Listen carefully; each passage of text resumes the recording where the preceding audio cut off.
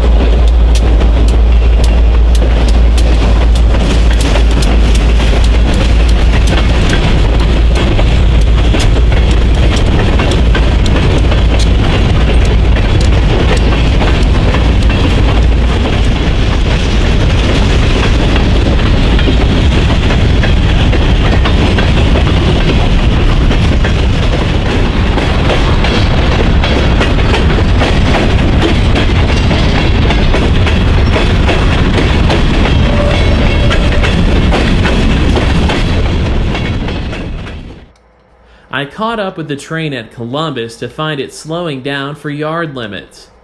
Here, the railroad would change crews before continuing the train's journey.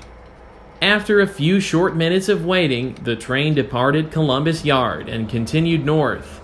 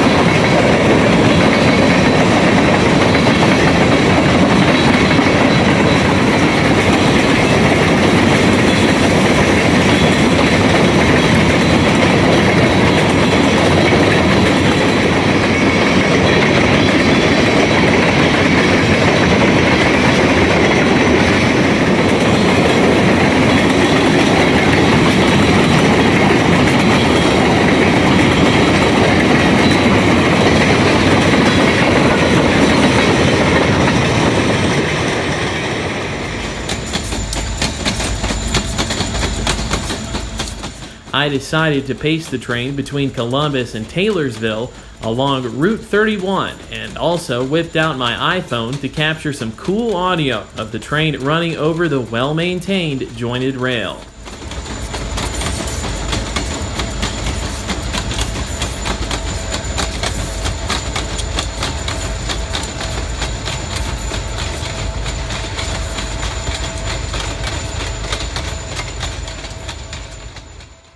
Edinburgh, Indiana would be the last time I caught the train, since I later found out that it was tied down just a few miles north of town at the Kokomo Grain Company's large elevator.